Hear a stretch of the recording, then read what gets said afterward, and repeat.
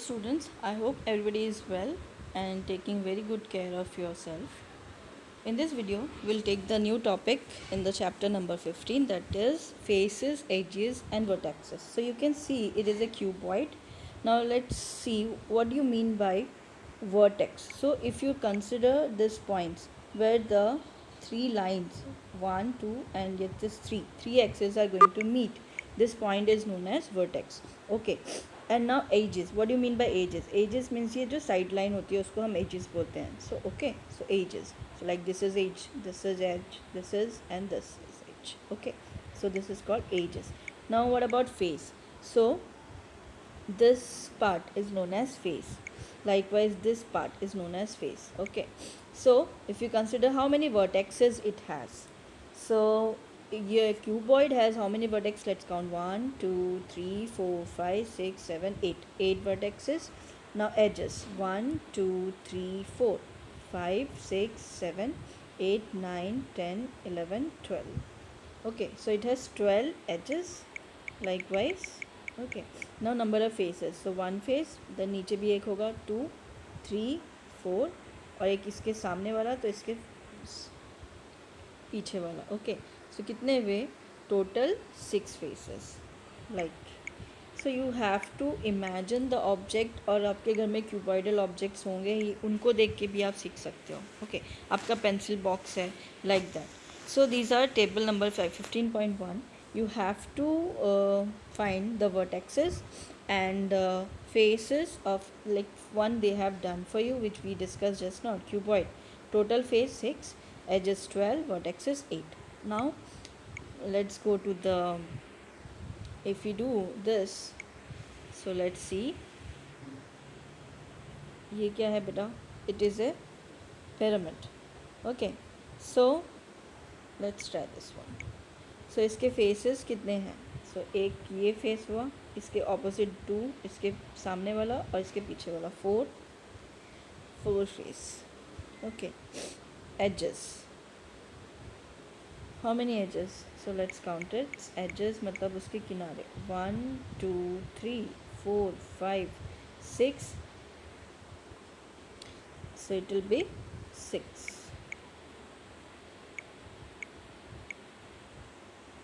एक मिनट, ये सामने होगा ये. सो ऐसे करके काउंट करोगे तो 4 तो यही हो गए. 5 6 7 8 8 है total. 8. Here it is 8. And vertexes कितने हैं? 1 2 3 4 5. I don't understand why they are writing 4. इसके सामने भी तो यहाँ पे वर्टेक्स आएगा एक. ओके, सो total vertices 3 4 5. 5 आने चाहिए.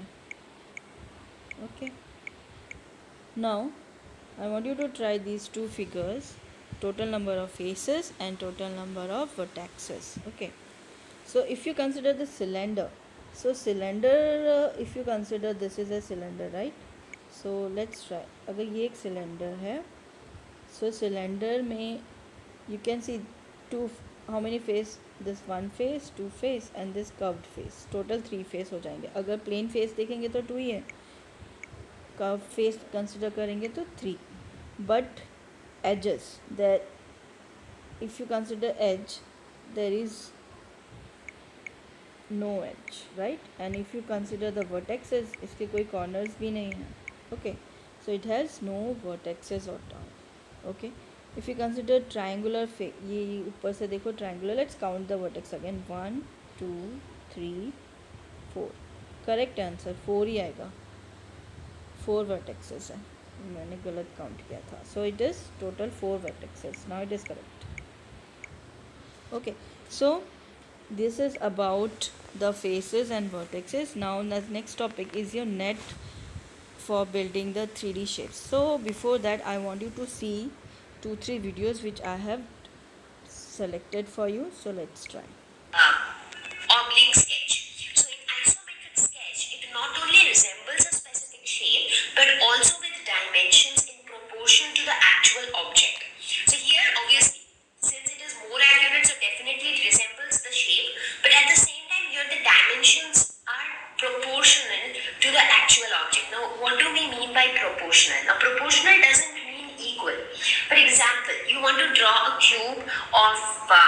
side 3 centimeters. Now when you draw it, so let us understand how this isometric sketch is different from oblique sketch. Now in oblique sketch, it's all with inaccurate dimensions. So you are not sure if let's say that you want to draw a cube of side 3 centimeters. Now in an oblique sketch, you are not sure if the side is exactly 3 centimeters. You are also not sure if all the sides are equal or not. So basically, you are not sure whether the dimensions are accurate. You are also not sure if the dimensions are actually in proportion to the actual object. But in case of isometric sketch, even if the dimension is not measuring exactly 3 centimeters, but it is ensured that the length of each side of the cube is equal. So that proportionality is maintained.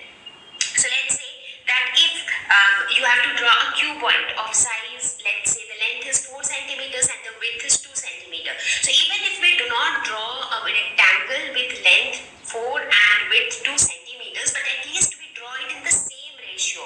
That is, if we draw the length as 2 centimeters, we draw the width as 1 centimeter. So basically we maintain the ratio, and that's how we draw proportional objects. So in order to do these kind of isometric sketching, we make use of a special type of paper which is called isometric dot paper or isometric dot sheet. So what is so special about this sheet is that it is made up of small equilateral triangles. Now I'm sure all of you know what is an equilateral triangle. A triangle whose all the sides are equal. So when you look at it, this is an equilateral triangle. All the 3 sides are equal. Similarly, this is an equilateral triangle.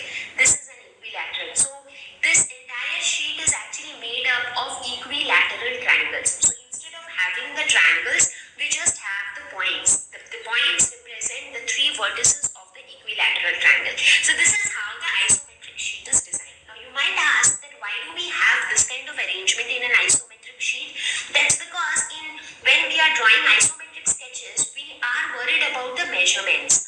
Now we need some standard in order to make those measurements. Now if we take an equilateral triangle, we know that all the sides are equal. So basically this proves that if you consider any point, let's say I consider this point, that would mean that this length of the side, this length, this length, this length, this length, and this length, all of these lengths would be equal. That's because all of these are equilateral triangles of the same dimensions. So this would actually mean that every point that you see on the screen, let's consider this point. So this point is at equal distances from all the 6 neighboring points.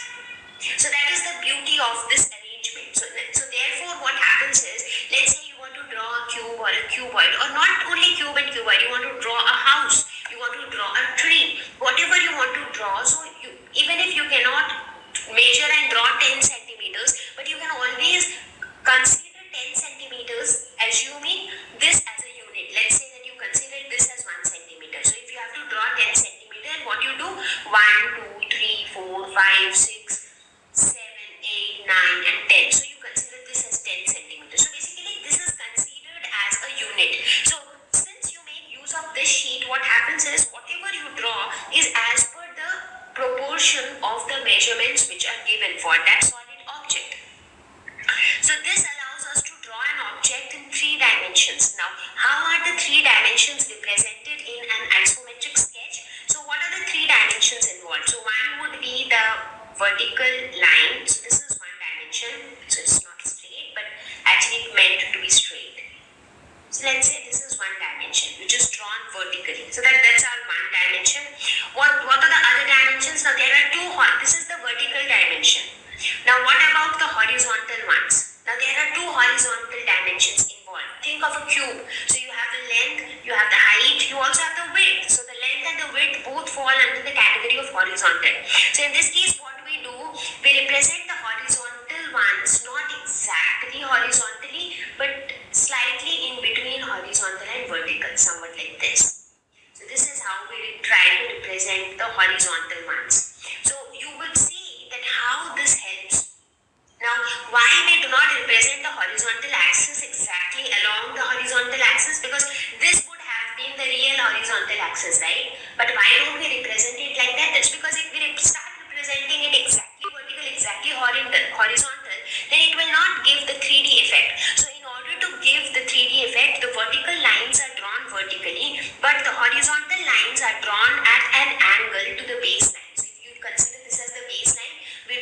Okay, so you can see here, she in this video it is clearly said that we have to draw the vertical horizontal line in such an angle so that to give it a 3D effect. So we'll continue.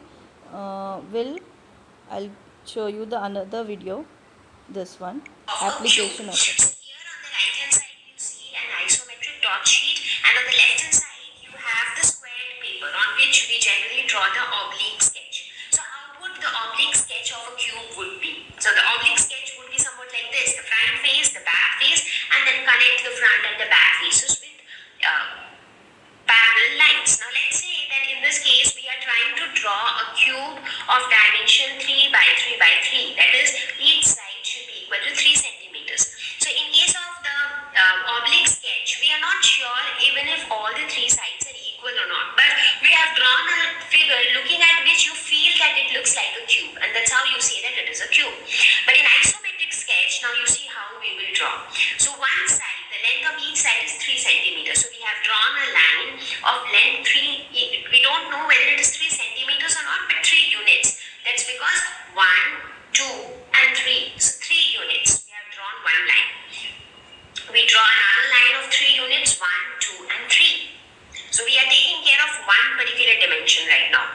Let's also draw another line of 3 centimeters. So this is also 1, 2, 3. Similarly, this is also 1, 2, 3. So this ensures that all these 4 sides which have been drawn so far, they are all exactly equal in length. So it doesn't matter if it is exactly 3 centimeters or not, but at least this matter is ensured that all the sides are exactly equal, because all of them have been drawn using the same convention, and we know that the distance that we have considered here, that acts as our reference, right? So we have considered that this is, let's say, 3 centimeters. So in a similar way, we also ensure that the width is also 10 centimeters. Now instead of considering the depth directly like this, because if you draw it vertically or horizontally, again you will not get the 3D look. So therefore we draw this depth also as 3 centimeters. So you see here also 1, 2, 3, and that's how you get the depth, and you join these to get a cube. So this is one way of drawing a cube on isometric sheet. Now let us look at another way of drawing the same cube on the isometric sheet, and you see that how it will give a very different look of the same cube. In this case, what we will do is we will just draw the vertical lines vertically, and both the horizontal lines we will draw at in diagonally, that is at some angle to the baseline. So let's say this is one horizontal line, this is another horizontal line. So let's say that these 3 axes represent the 3 dimensions. Let's say this is the height, this is the length, and this is the width, and each one of these is 3 centimeters, right? So how do you draw the other lines in these cases? Somewhat like this, because you would have a surface which would be a square here. So you have to have a line which is parallel to this line. Similarly, you would have another line like this, another line like this, and you see you gradually get a 3-dimensional object which is a cube. So this is a different view. So even though this is the same cube, but this looks as if you are looking at the cube from the top view. So this gives you a top view kind of a thing. So in this fashion, we draw isometric sketch, and isometric sketches ensure that the dimensions are proportional to that of the actual object. Now let's draw this similar isometric sketch for a cuboid. So this is how we draw the oblique sketch. So for the same cuboid, the isometric sketch could be somewhat like this. Let's say that you want to draw a cuboid of dimension 4 by 2 by 1. So the length is 4 units. The width is 2 units, and the depth here is 1 unit. So therefore you see the depth has been taken as just 1 unit. So you join these and these, so you get a cuboid. So in a similar fashion, here also you can draw it in this fashion, where you draw the height, the vertical line like this, and you consider one horizontal axis as 4 units, the other horizontal axis is 1 unit, and then you draw lines parallel to all the axis, because for at each one of the axis you have one face. So you draw lines parallel to each axis, and that's how you end up having a cuboid. So you see that again the view of this cuboid is very. I hope hope you understand. Let's see the other video. This is for the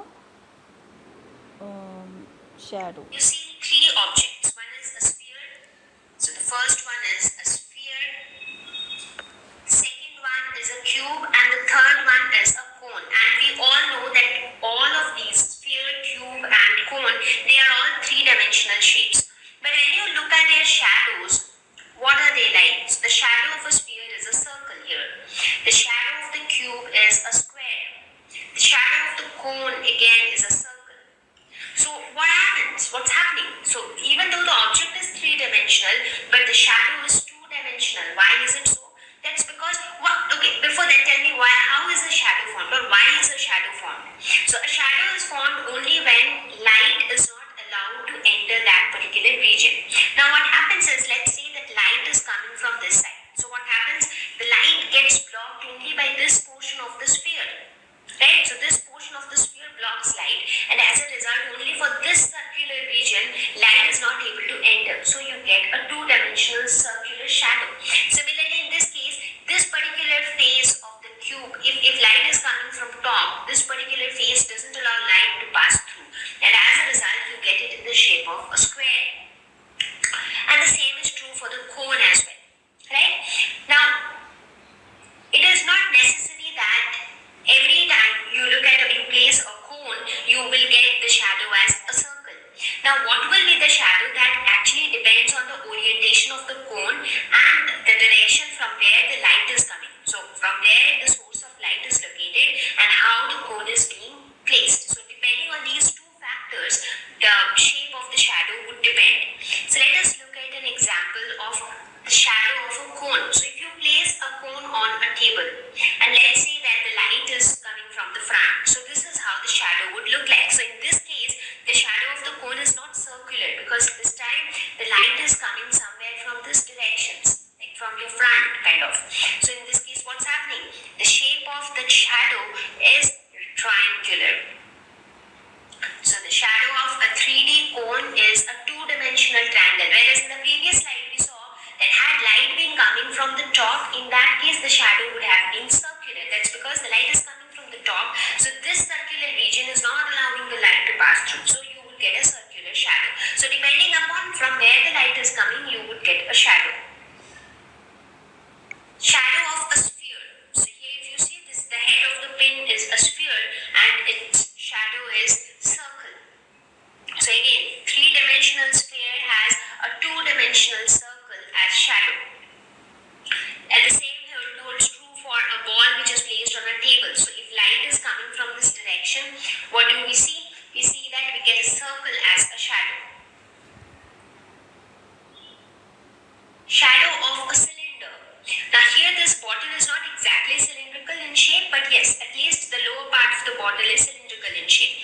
And when you look at its shadow, so you see roughly this is how the shadow looks like, which is more or less like a rectangle. So instead of the cylinder thing, you see a rectangle, because this is the portion which blocks light.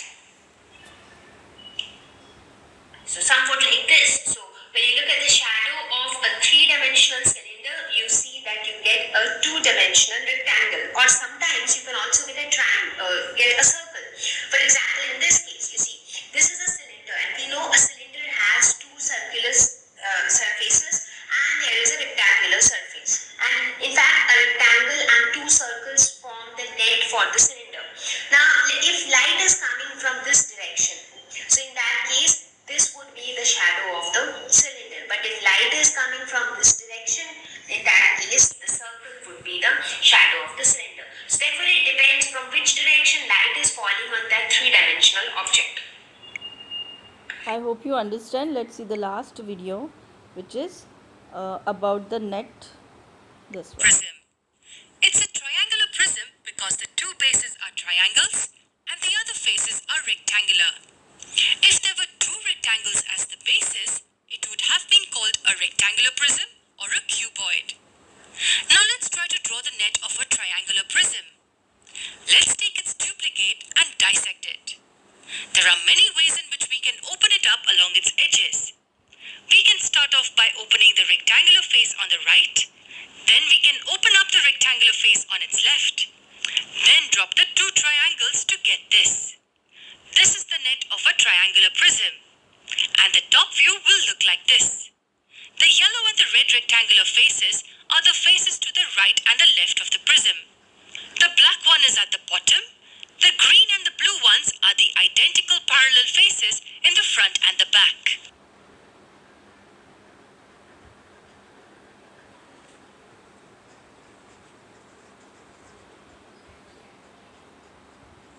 Remember, this is not the only possibility. Let's zoom out and see the different possibilities. The prism may be opened up to look like this. We can see that the position of the green triangle has changed. The prism can be opened up to look even like this. Let's zoom out and see another possibility. It might look like this. It all just depends on how you open it up. All these nets are possibilities for this prism. Let's take another example. Here's a square pyramid. It's called a square pyramid because its base is a square and all other faces are triangles. One base and four triangles. If the base was a triangle, it would have been called a triangular pyramid. Forget this solid for now. I want you to try drawing the net of this solid. Give it a shot. Let's try drawing it using pen and paper. To make sure you cover all faces, it's a good idea to name them all. Let the square at the bottom be called B and the four triangular faces be called T1, T2, T3 and T4. The triangle in the front T1, the triangle at the right T2, the triangle behind T3 and the triangle to the left T4. To draw its net, let's draw its base first.